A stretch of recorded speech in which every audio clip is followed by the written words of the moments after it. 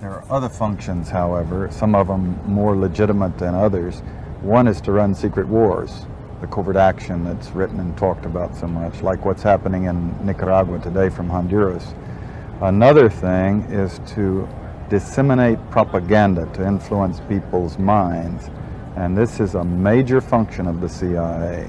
You have contact with a journalist, you will give him true stories, you'll get information from him, you'll also give him false stories. But you buy his confidence with true stories? You buy his confidence and set him up. We've 400 journalists cooperating with the CIA, including some of the biggest names in the business, to consciously introduce the stories into the press. Just dozens of stories about Cuban atrocities, Cuban rapists.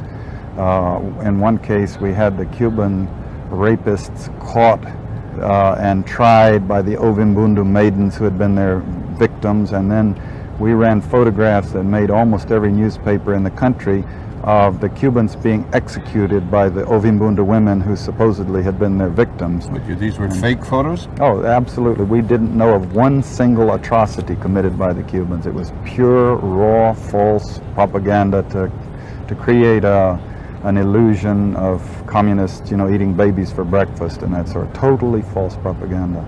That were also propaganda books, sponsored by the CIA. Give some money to a writer, write this book for us, write anything you want, but on these matters, make sure, you have this line.